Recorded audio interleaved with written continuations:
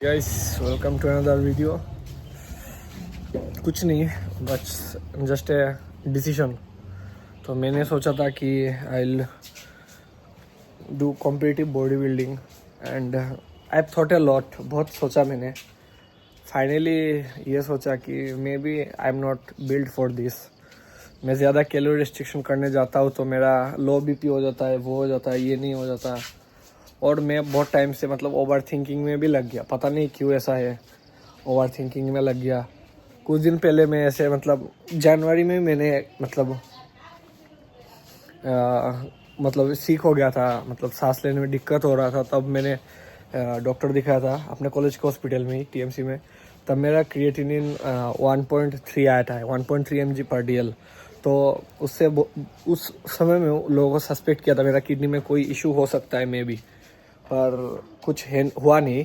फिर मैंने urine ACR किया तो वो नॉर्मल आया। तो मतलब मेरा किडनीज आर सेफ। ACR मतलब एल्बुमिन क्रिएटिनिन रेशियो।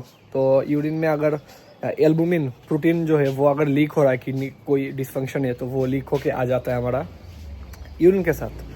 तो मोर देन 300 अगर आ रहा है तो वो बहुत रिस्की है, मतलब ACR। तो हाँ वही, और क्या बताओ। तब नॉर्मल आया ओबियसली। और कुछ दिन पहले मतलब तब मेरा यूरिया आया था 37, ओके, उस वक्त।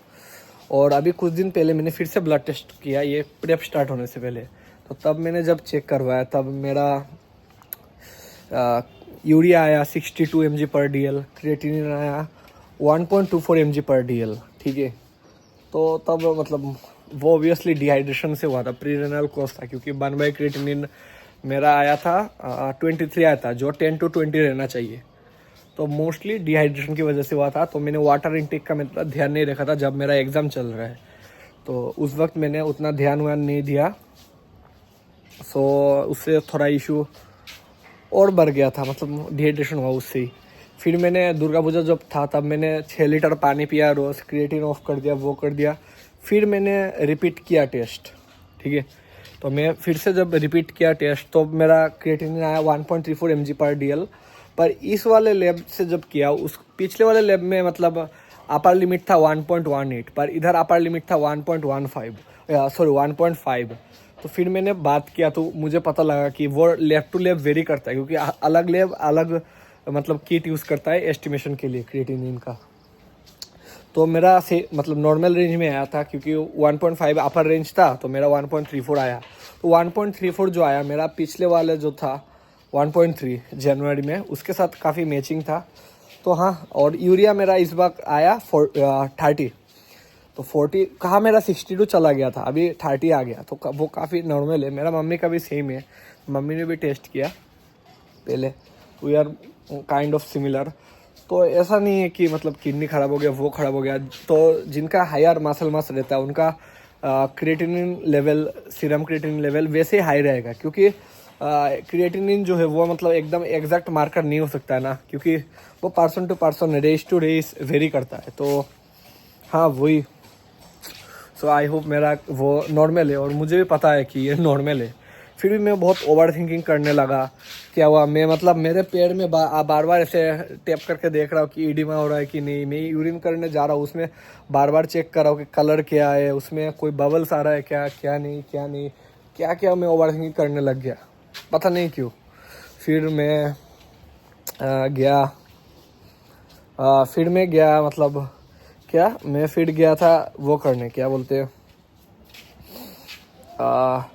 हाँ, फिर मैं यूरिन जब करता हूँ उसमें मैं चेक करने लगा कि उसमें फ्रोथ आ रहा है क्या, ये आ रहा है, बबल्स आ रहा है क्या, क्या हो रहा है क्या नहीं, बहुत कुछ सोचने लगा उल्टा सीधा।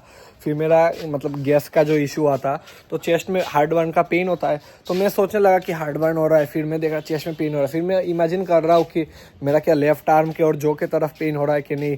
तो मैं ये सोचने लगा, एक हाथ पे से लेट रहा हूँ तो लग रहा है उधर भी हो रहा है। फिर मैं सोचने लगा कि मुझे MI तो नहीं हो जा रहा है, पर मेरा लिपिड प्रोफाइल काफ़ी अच्छा था ऑलरेडी, मुझे पता है। फिर भी मैं ऐसे सोच रहा हूँ।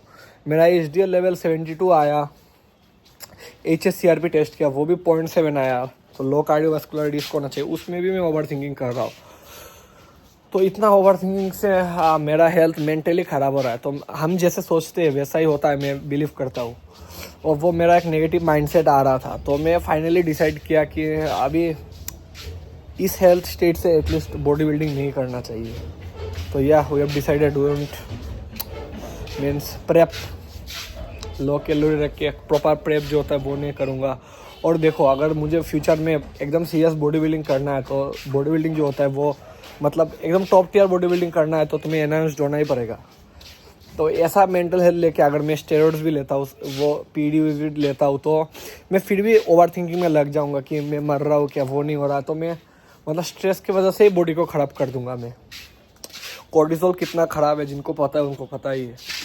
तो वही था दोस्तों, तो शेयर कर दिया आप लोगों के साथ, तो मन थोड़ा हल्का हो गया। मैं अभी मेरे कोच से भी बात किया इस बारे में, सर ने बोला है मोहित मेरा वो डिसीजन लेके, और मम्मी पापा से भी बात किया। तो या वही है, ठीक है guys, thank you for listening. जो लोग सुन रहे हो बताना कुछ कमेंट में, अच्छा लगेगा।